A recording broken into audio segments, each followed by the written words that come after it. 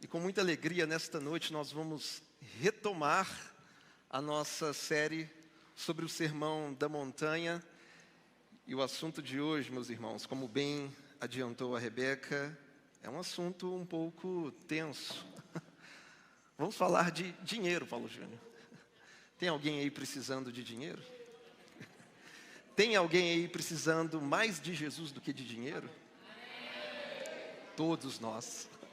Por gentileza, abra comigo a sua Bíblia, o Evangelho de Mateus, capítulo 6, a partir do verso 19. O tema da mensagem nesta noite é dinheiro, servo ou senhor? Mateus, capítulo 6, a partir do verso 19, palavras do nosso Senhor Jesus, assim diz o texto: Não acumulem tesouros sobre a terra, onde as traças e a ferrugem corroem, e onde ladrões escavam e roubam. Mas ajuntem tesouros no céu, onde as traças e a ferrugem não corroem, e onde os ladrões não escavam nem roubam. Porque onde estiver o seu tesouro, aí estará também o seu coração. Os olhos são a lâmpada do corpo. Se os seus olhos forem bons, todo o seu corpo será cheio de luz. Se, porém, os seus olhos forem maus, todo o seu corpo estará em trevas. Portanto, se a luz que existe em você são trevas, que grandes trevas serão. Ninguém pode servir a dois senhores, porque ou irá odiar um e amar o outro, ou irá se dedicar a um e desprezar o outro. Vocês não podem servir a Deus e às riquezas. Apenas até aí. Feche seus olhos por um instante. Pai, nós te agradecemos pela tua palavra que foi lida nessa noite. Cremos que ela é a nossa única regra de fé e prática, a verdade que nos salva, nos transforma, nos confronta, nos edifica com amor. E nós pedimos, Pai, que nesta noite o nosso coração seja mudado, que haja expansão de entendimento e que o Teu Espírito nos conduza a toda a verdade segundo a Sua palavra. Que nesta noite, ó Pai, o Senhor fique na liberdade de arrancar de nós tudo aquilo que nos arranca da Sua presença e da comunhão com o corpo de Cristo, Pai. Nos dê um novo coração, nos dê um novo entendimento e nos dê a compreensão de que só Tu és Senhor sobre a nossa vida, sobre a nossa casa, sobre a nossa comunidade de fé. Assim oramos para a Tua glória, não em nosso nome, mas em nome de Jesus. Amém. Amém. Certamente, se você já caminha conosco há um bom tempo, você já me ouviu contar aquela ilustração da criança que recebeu 2 moedas da sua mãe. E a mãe disse para a criança: uma moeda é para você comprar um sorvete, e a outra moeda é para você entregar de oferta lá na hora do culto. E a criança sai de casa feliz com as 2 moedas, mas no trajeto houve um acidente, ela tropeça, e uma das moedas, sendo que ambas são de igual valor, uma delas cai no bueiro. E ao cair no bueiro, a criança diz: nossa, lá se foi a moeda de Deus. É exatamente isso que às vezes acontece com alguns de nós, porque é sempre a moeda de Deus e nunca a nossa. E essa simples ilustração nos ensina que o pecado no coração humano é capaz de fazer com que o dinheiro tome o lugar que pertence unicamente ao Criador. É fato que o dinheiro rege, o dinheiro governa, o dinheiro move a vida de muitas pessoas. Ao longo da história, muita crueldade já foi praticada em nome do dinheiro. Muita tragédia, muita destruição, muitos homicídios foram cometidos por amor ao vil metal. Olhando para a nossa nação, quantos escândalos financeiros nós já tivemos, quantos esquemas de corrupção instalados no poder, quantos recursos que são desviados da máquina pública, recursos que nem sempre chegam ao seu destino. E com isso a população sofre e até mesmo morre, porque tem gente metendo a mão naquilo que não lhe pertence. A máquina econômica global está girando numa velocidade agressiva. As pessoas hoje, elas trabalham mais, elas adoecem mais, elas descansam menos. Para quê? Para poder possuir e consumir. E fortemente influenciados ou reféns desse sistema, inconscientemente nós vamos trocando relacionamentos por faturamentos. A gente vai substituindo pessoas por patrimônios. Portanto, dinheiro é assunto sério. Olhando para o Novo Testamento, nós temos aproximadamente 200 versículos que falam a respeito de fé. Um pouco mais de 200 versículos que falam a respeito de salvação. E mais de 2.000 versículos que falam a respeito de dinheiro e de riquezas. Portanto, dinheiro é um assunto sério. E como proposição para essa noite, a pergunta que eu faço é: qual deve ser a nossa relação com as riquezas, com o dinheiro? Nós que já somos salvos pela graça, mediante a fé em Jesus, qual deve ser o nosso coração, o nosso entendimento, a nossa relação? E para responder essa pergunta, Jesus ele vai trazer para nós 3 metáforas. A metáfora do tesouro, a metáfora da luz e a metáfora da servidão. E para entender essa relação cristã com o dinheiro, eu começo com a primeira metáfora de Jesus sobre o tesouro, onde ele vai dizer: não acumulem tesouros sobre a terra, onde as traças e a ferrugem corroem, onde os ladrões escavam e roubam, mas ajuntem tesouros no céu. É elementar que Jesus apresenta para nós 2 tipos de tesouro. Existe um tesouro que se acumula na terra, e existe outro tesouro que é da ordem da metafísica, é transcendente, que se acumula na eternidade, que se acumula no céu. E nessa diferença nós entendemos que o tesouro terreno é um tesouro que representa instabilidade, incerteza e insegurança. Porque os bens terrenos, de acordo com o texto, podem ser corroídos por traças e ferrugens. Os bens terrenos, eles se deterioram com o passar do tempo. O dinheiro que possuímos, certamente ele pode ser engolido pela inflação. Ele pode perder o seu poder de compra, ou quem sabe ele pode ser arrebatado diante de uma crise que aparece de repente. O tesouro terreno, ele pode ser roubado por ladrões. Por isso, repito, tesouro terreno, ele representa instabilidade, incerteza e insegurança. Em contrapartida, Jesus nos fala sobre o tesouro celestial, o qual não pode ser corrompido por traças e ferrugens. É uma riqueza que não se deteriora, que não desvaloriza, que a inflação não alcança, que ninguém é capaz de escavar e roubar. Então a pergunta que eu faço nesta noite é: aonde está o seu tesouro? Onde?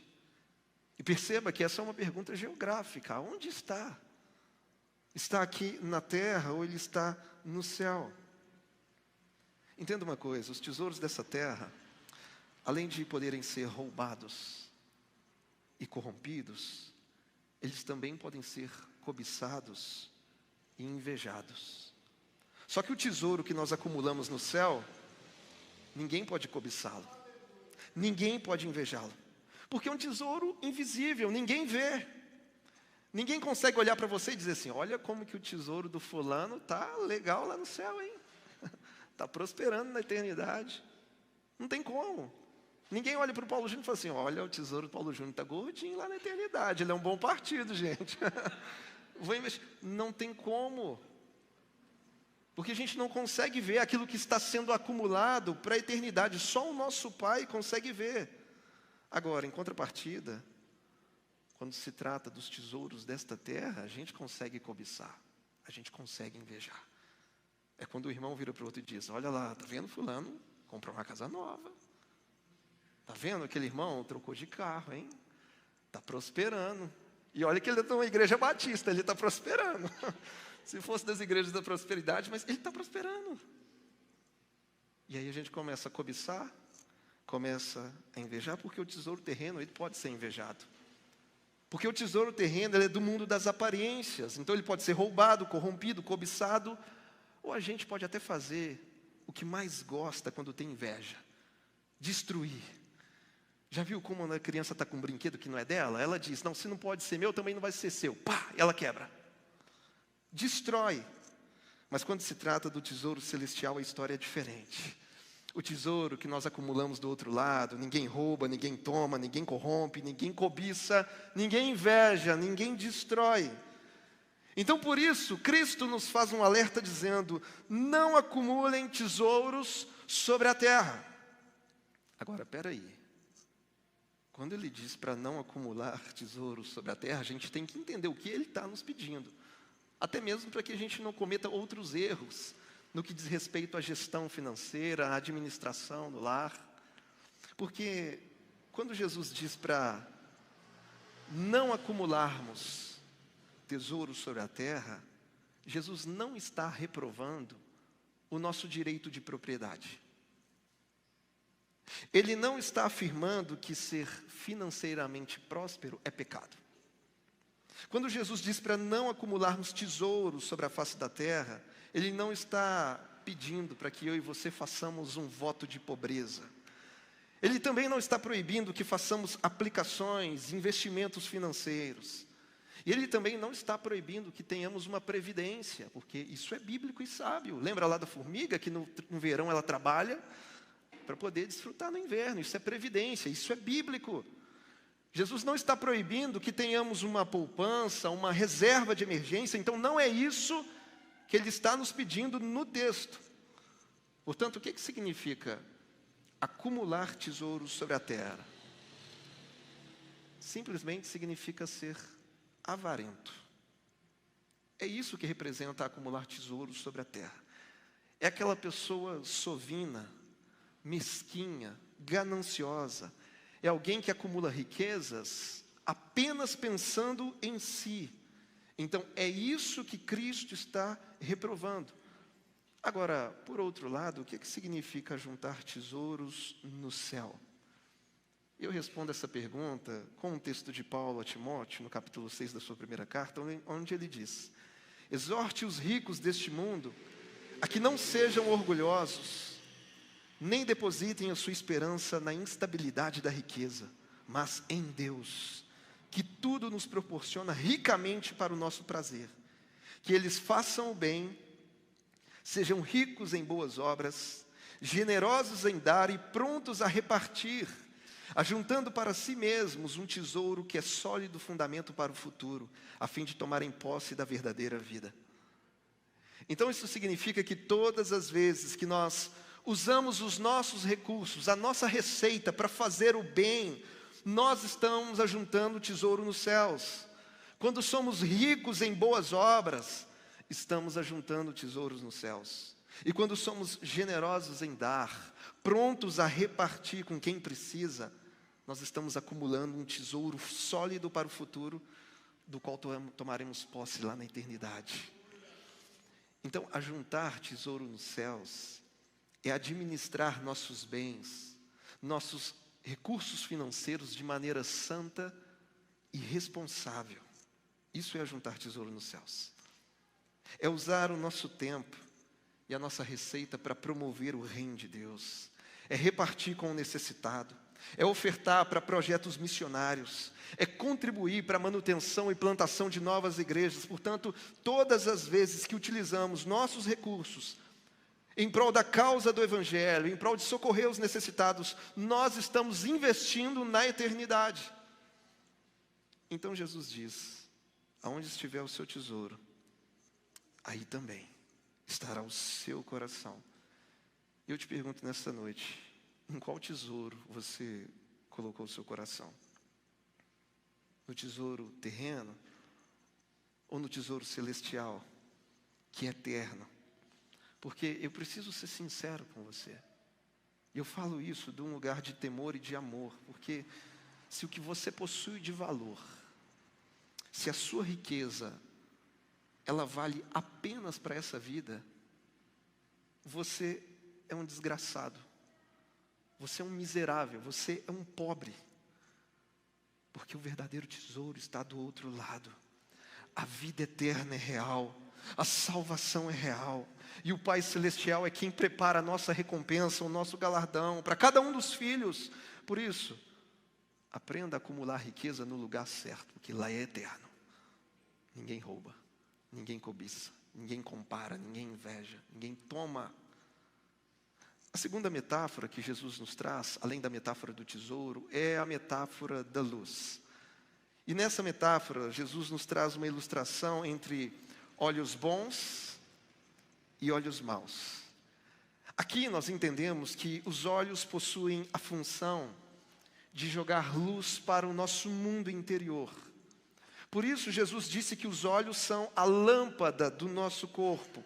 Portanto, se os olhos forem bons, haverá luz em nossa vida, nós teremos uma mente iluminada, um coração iluminado, uma alma resplandecida. Contudo, se os olhos forem maus, todo o nosso ser será dominado por trevas. O que Jesus está dizendo é que se os olhos estiverem saudáveis, eles vão cumprir a sua função de iluminar o nosso interior.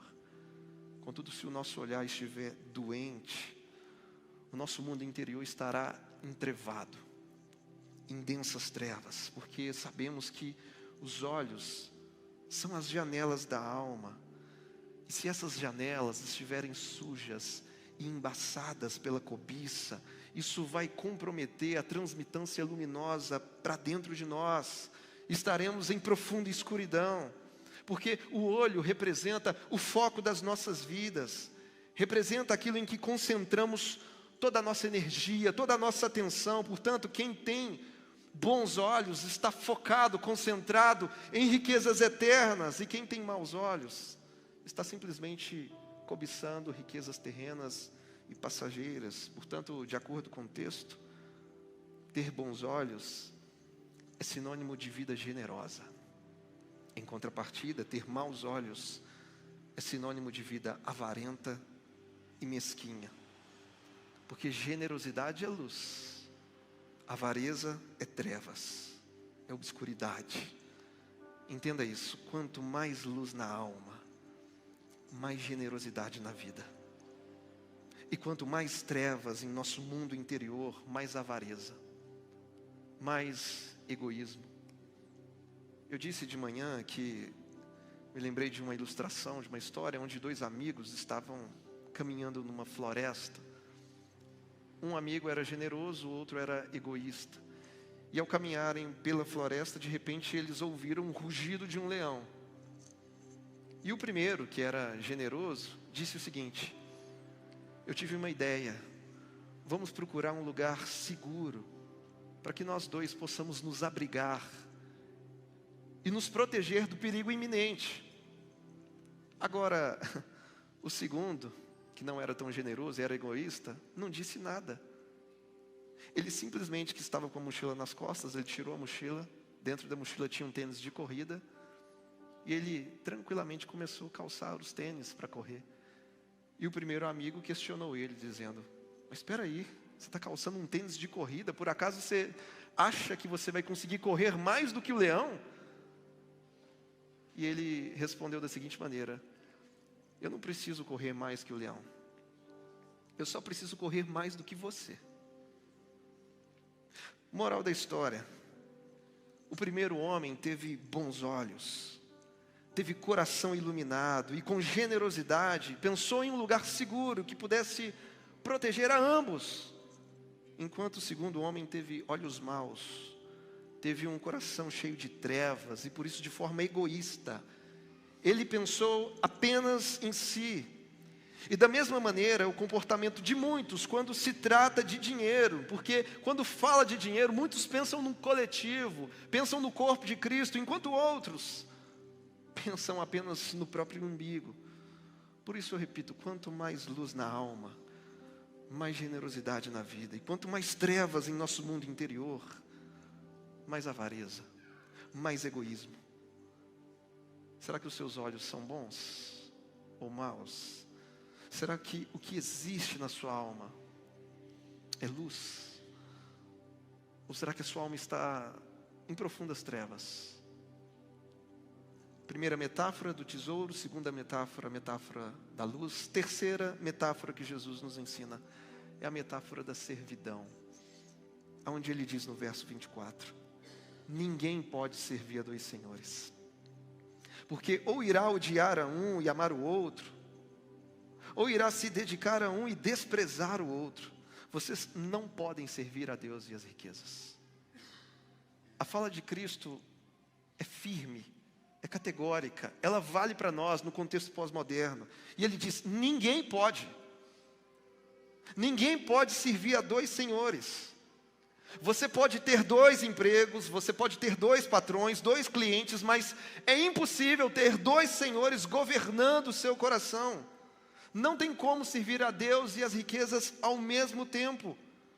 Porque para servir o Deus verdadeiro, primeiro se faz necessário você destronar o falso Deus Mamon da sua alma, da sua vida. Por isso, repito, é impossível servir a Deus e as riquezas. Porque Deus não aceita dividir a sua glória com ninguém. Deus não aceita um coração dividido entre duas devoções, porque isso seria a quebra do primeiro dos 10 mandamentos, que diz: não terás outros deuses diante de mim.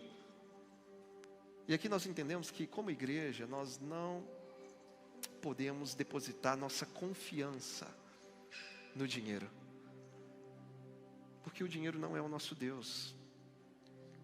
Tem gente que diz: pastor, se eu tiver 50 mil, eu resolvo a minha vida. 50 mil não resolve a sua vida. 100 mil não resolve a sua vida. 1 milhão, 1 bilhão não resolve a sua vida. O que resolve a nossa vida é o Evangelho de Jesus. Porque de nada adianta você ter acesso a todo o dinheiro do mundo, se o problema está aqui no nosso coração, que se chama pecado. O que resolve a minha e a sua vida é o Evangelho. É a única coisa. Porque o dinheiro não é o nosso Deus. Então por isso nós não depositamos a nossa confiança nele. E o que muita gente não entende é que até a ansiedade pelo dinheiro é um tipo de confiança que nós colocamos no mesmo. Então não se trata de um problema apenas de quem é rico ou de quem está tentando ficar rico. Às vezes é um problema de quem está apenas tentando pagar as contas, que é o nosso argumento de sempre. E aí a gente não entende que ansiedade pelo dinheiro é busca de confiança no mesmo, e toda confiança no dinheiro é idolatria. Por isso eu digo para você, a riqueza pode ser perigosa para algumas pessoas, porque o dinheiro ele não é algo neutro. De acordo com o ensino de Jesus, o dinheiro na vida de muitos se tornou uma entidade. É o que, de acordo com algumas traduções, nós chamamos de mamon. A palavra mamon vem de uma raiz aramaica que significa aquilo em que a pessoa confia. Portanto, mamon é uma entidade, é um ídolo, é o dinheiro elevado à categoria de divindade, no qual as pessoas depositam toda a sua confiança. Perceba que Jesus ele nunca chamou César de Senhor. Jesus nunca chamou esse mundo de Senhor, muito menos jamais chamou o diabo de Senhor. A única coisa, de acordo com a Escritura, que Jesus denominou como Senhor foi o dinheiro, ou nas riquezas. A diferença é que Jesus é Senhor com S maiúsculo, enquanto o dinheiro é um Senhor com S minúsculo. Contudo, ainda que o dinheiro seja Senhor com S minúsculo, é fato que ele é um Senhor na vida de muita gente, porque pessoas estão depositando toda a sua confiança nele. Por isso eu repito, o dinheiro não é neutro. Tem gente que diz que o dinheiro é neutro. O dinheiro não é neutro. Neutro é esse pedaço de papel aqui. Isso aqui é neutro. Isso aqui a gente amassa, isso aqui a gente despreza. Isso é neutro. Vamos supor que você está passando no centro da cidade e de repente vê um papel desse amassado no chão. Aquilo não te atrai. Aquilo não mexe com você. No máximo, se você for uma pessoa educada, você vai recolher e jogar no lixo. Agora, se for dinheiro, é diferente. Dinheiro não, você... Esse não tem ninguém. Pega. Opa. Deixa eu colocar aqui, vai me ser útil para alguma coisa. Porque o dinheiro mexe com a gente. Ele não é neutro. Neutro é um pedaço de papel. Então o dinheiro exerce poder. E aí deve estar a nossa vigilância. Porque o dinheiro é um carrasco que escraviza os seus súditos. É isso mesmo que eu disse. O dinheiro tem o poder de escravizar pessoas. O dinheiro tem o poder de causar divórcios. O dinheiro tem o poder de colocar um irmão contra outro irmão. O dinheiro tem o poder de fazer com que um ser humano se sinta no direito de tirar a vida de alguém. Pessoas brigam, mentem, matam e morrem por causa desse falso Deus chamado dinheiro. Quando o dinheiro é apenas dinheiro, ele é uma bênção. Mas quando o dinheiro deixa de ser dinheiro e se torna um Deus nas nossas vidas, é perigosíssimo. Às vezes a gente não tem o entendimento de que tudo que Deus derrama sobre nós, graciosamente, é para que possamos derramar na vida de outras pessoas. Se Deus derramou salvação sobre você, graciosamente, você não tem mérito nenhum nisso, é para que também de graça você possa repartir a mensagem de salvação com outras pessoas. Se um dia Deus te consolou com o Espírito Santo, é que você possa consolar outros.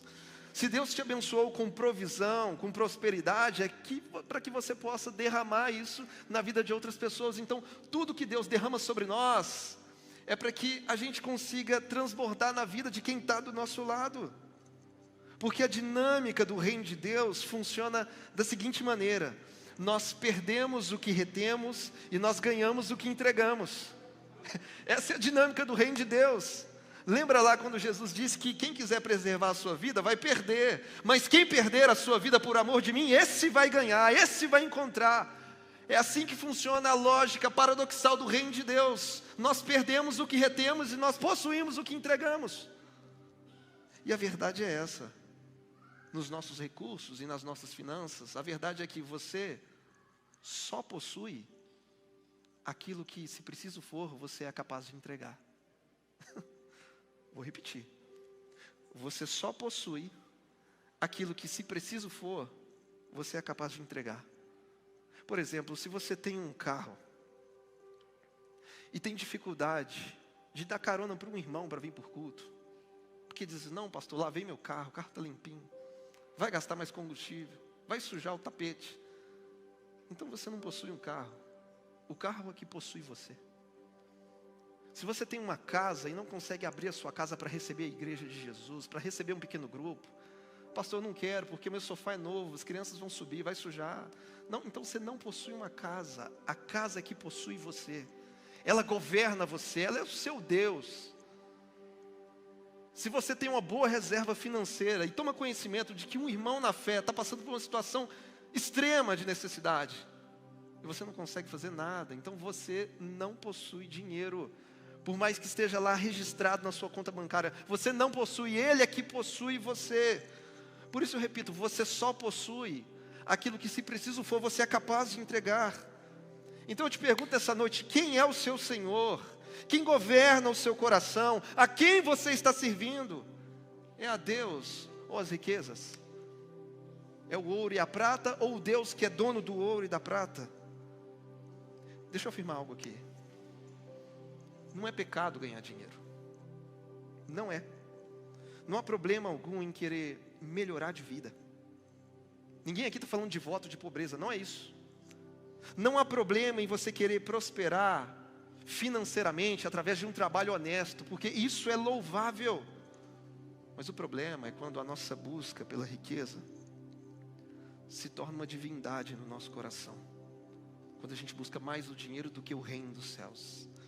E aí o fascínio pelas riquezas acaba sufocando a palavra de Deus dentro do nosso coração. Paulo, escrevendo a Timóteo, na sua primeira carta, capítulo 6, ele diz: tendo sustento e com o que nos vestir, estejamos contentes.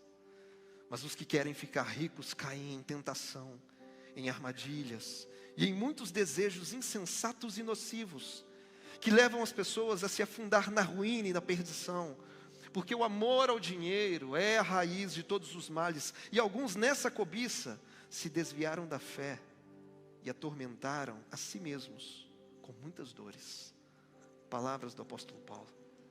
Portanto, repito, possuir dinheiro não é errado. Errado é ser possuído por ele. Paulo não disse que o dinheiro é a raiz de todos os males, mas ele diz que o amor ao dinheiro é a raiz de todos os males. Portanto, não é pecado depositar dinheiro na sua conta. Pecado é depositar amor no seu dinheiro. Nisso consiste o pecado. E aqui eu faço um alerta. Não permita que o seu coração seja seduzido pelo dinheiro. Não deixe que a sua alma seja escravizada pelo vil metal. Não troque o propósito santo por propostas corruptas. Cuidado, porque o dinheiro ele tem uma voz, e a voz do dinheiro é capaz de seduzir os infiéis. Judas foi seduzido por 30 moedas de prata, e num ato de traição ele vendeu o Cristo que lhe chamava de amigo. Então Judas enxergou Jesus como uma oportunidade de lucro. E infelizmente hoje em dia não é muito diferente, a história se repete. Muitos enxergam a Cristo como uma oportunidade de lucro, olham para Jesus como uma oportunidade de autopromoção, usam o nome de Jesus para enriquecimento próprio. Mas em contrapartida, o nosso Pai, Ele não nos olha desse jeito. O nosso Pai, Ele não nos enxerga como uma oportunidade de lucro. Ele olha para nós com amor e compaixão. Porque o nosso valor diante de Deus não é medido em moedas. Deus não nos enxerga como se fôssemos ações na bolsa de valores. Porque Deus não quer cifrões, Deus quer corações. O nosso valor diante de Deus está no fato dEle mesmo nos ter adotado como seus filhos amados. Foi isso que Pedro escreveu na sua primeira carta, quando ele diz que, sabendo que não foi mediante coisas perecíveis, como ouro e prata, que vocês foram resgatados da vida inútil que seus pais lhe deram, mas pelo precioso sangue de Cristo, como de um cordeiro sem defeito e sem mácula. Enquanto Jesus foi vendido por dinheiro, nós como igreja fomos comprados por sangue. Judas entregou Jesus para ganhar dinheiro, mas Jesus entregou a si mesmo para ganhar a mim e a você com um preço de sangue. Então, meu irmão, você que está me ouvindo, não venda a sua fé em Cristo por causa de mamon. Abra a sua Bíblia, leia a sua Bíblia, faça uma autoanálise, faça uma leitura de como está o seu coração. Responda para si mesmo a quem você tem servido e deixe a verdade da palavra de Deus fazer um raio-x na sua alma. Busque discernimento. Você está possuindo dinheiro? Ou ele está possuindo você? Será que a sua estabilidade emocional depende da provisão do dinheiro ou do provedor que é o criador de tudo? Será que o seu coração tem sido movido de generosidade altruísta ou movido por acúmulo egoísta? Será que você tem substituído o relacionamento por faturamento? Será que você tem trocado pessoas por patrimônios? Será que hoje você já é livre em Cristo? Ou será que você ainda está acorrentado na sua conta corrente? Por isso eu repito, abra a sua Bíblia, leia a sua Bíblia, ela é o verdadeiro mapa do tesouro. Faça uma autoanálise e, se preciso for, se arrependa, porque o peso do ouro nunca será melhor do que a leveza da graça de Deus sobre as nossas vidas, sobre o nosso coração, sobre a nossa alma. Faça esse exame. Se você tem o Espírito Santo, dê lugar, espaço para que Ele te convença. Eu quero concluir dizendo que o dinheiro compra quase tudo. Ele só não compra o que é essencial. Porque o dinheiro pode te comprar uma cama bem confortável, mas ele não te compra sono. O sono do justo ele não te compra. O dinheiro pode te comprar uma biblioteca com muitos livros, mas ele não te compra sabedoria. Porque a sabedoria começa temendo a Deus. O temor do Senhor é o princípio da sabedoria. O dinheiro pode te comprar uma companhia, mas ele não te compra segurança afetiva nesse relacionamento. O dinheiro pode te comprar uma casa bem grande, bem bonita, mas o dinheiro não te compra um lar. Porque muitos têm casas E dentro dessas casas não existe um lar, existe um campo de guerra, existe beligerância, existe conflito, confusão, menos um lar. Porque o dinheiro compra quase tudo, ele só não compra o que é essencial. O que é essencial só Deus pode nos conceder. E a verdade é que fora de Cristo, o coração humano sempre vai estar insatisfeito. Porque a pessoa pode comprar, ela pode obter, ela pode possuir muitas coisas, mas se Cristo não estiver presente em sua vida, sempre haverá um sentimento de que tudo que se tem ainda não é o bastante. Porque longe de Cristo não há plenitude, não há satisfação. Longe de Cristo, quanto mais se tem, mais se quer. Quanto mais se ganha, mais se deseja. Assim é o coração humano longe de Deus. Então, meu irmão, de nada adianta ter o bolso cheio, se o coração ainda está vazio do Evangelho. Então eu repito, o que é essencial só Deus pode conceder.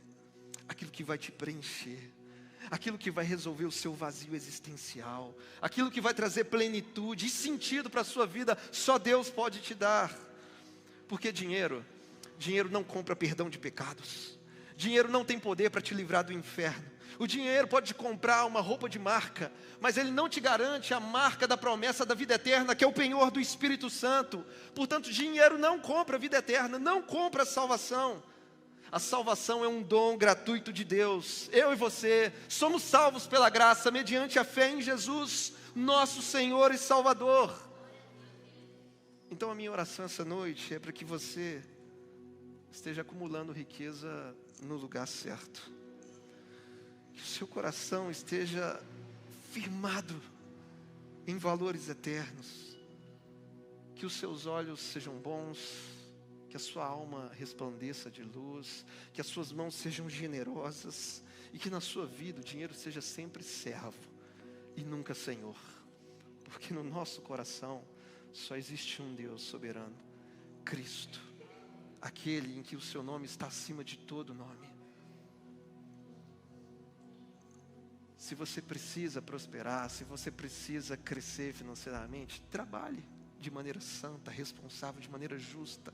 Prospere, entendendo que você não está acumulando apenas para si. Porque se você está prosperando, certamente é graça de Deus sobre a sua vida. Porque tudo que temos, tudo que somos e tudo que viermos a ser, vem das mãos de Deus. Porque na real, eu e você não temos nada, tudo é graça e favor do Pai sobre as nossas vidas. Então não importa a temporada que você tem passado, se você tem passado uma temporada de muita provisão financeira, entenda que o que Deus derramou sobre a sua vida é para que você possa derramar na vida de outras pessoas. E se porventura você está passando por um momento difícil, porque nós passamos por momentos difíceis, às vezes por irresponsabilidade e má gestão, ou às vezes também porque bate uma crise de repente que pode afetar todos nós. E se você está passando por um momento financeiro difícil, não deixe a ansiedade tomar conta do seu coração. Quem te sustenta não é um salário. Quem te sustenta é o Criador de todas as coisas. Não coloque a sua esperança em Mamon, coloque a sua esperança em Deus. Ele é o seu Pai, e o nosso Pai não é Pai negligente. Ele cuida muito bem de cada um dos seus filhos. Nisso está a nossa segurança, nisso está a nossa confiança. E se você entendeu essa palavra, eu queria te convidar a ficar de pé no seu lugar nessa noite. E a fechar os seus olhos. Feche os olhos e abra o seu coração.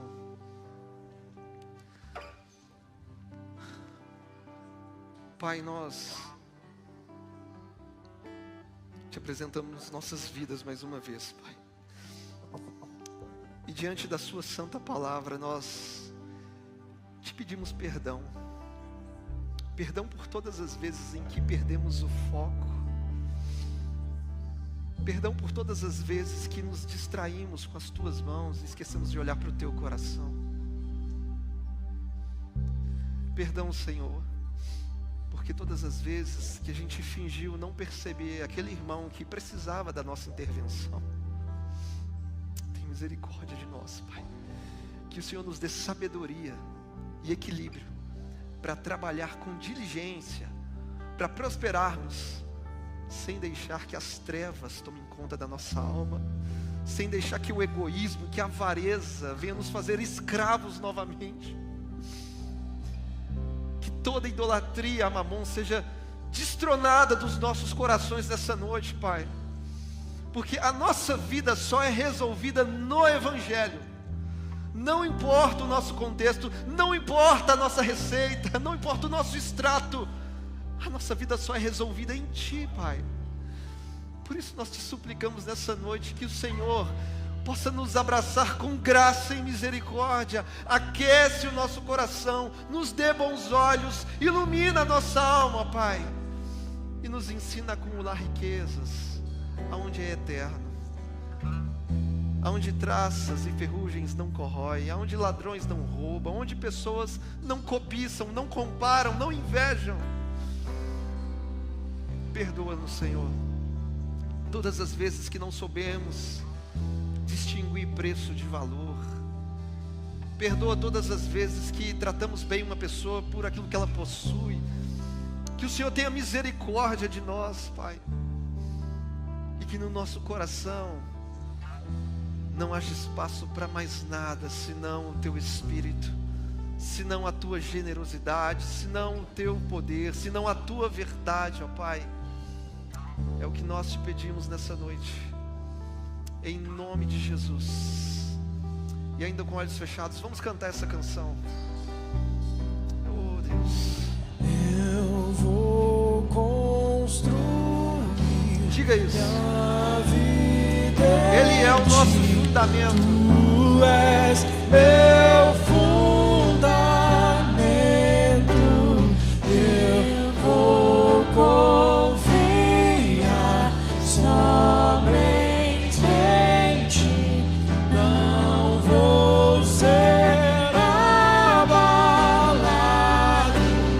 Eu vou construir minha vida em Ti. Tu és meu fundamento. Eu vou confiar somente em Ti. Não vou ser abalado. Aleluia, aleluia. Nós te louvamos, Pai, por sua bondade, e declaramos que a nossa vida está erguida, construída na rocha que é inabalável, Pai. O nosso coração não está firmado nas riquezas, no dinheiro, mas está firmado em Ti, Pai. E que assim possamos permanecer todos os dias, até aquele grande dia em que o Senhor voltará para nos buscar, Pai. Porque só o Senhor é Deus nas nossas vidas. Só Tu és Senhor. Só Tu governas o nosso coração, Pai. E nós declaramos que não existe Deus maior, Deus melhor e Deus tão grande como o Senhor. Porque a nossa vida só é resolvida em Ti. O nosso coração só é resolvido no Teu Evangelho. E nós te agradecemos por isso nessa noite, para a sua glória, em nome de Jesus. Amém, amém e amém. Amém, meus irmãos? Quem aí precisa de dinheiro? Acho que mudou agora a resposta. Quem é que precisa mais de Jesus do que do dinheiro? Todos nós, porque nele está a nossa confiança, a nossa segurança eterna. Tem gente que diz, né, pastor, dinheiro não traz felicidade. Eu sei que não, mas a falta dele dá uma tristeza. Mas nós sabemos que plenitude de alegria é só no Evangelho, é só em Cristo Jesus. Amém, meus irmãos? Que o amor do Pai, a graça de Deus Filho e a comunhão do Espírito Santo seja sobre as nossas vidas hoje e até a volta de Cristo. Que você vá em paz, tenha uma semana abençoada na presença de Deus e com muita generosidade. Deus abençoe.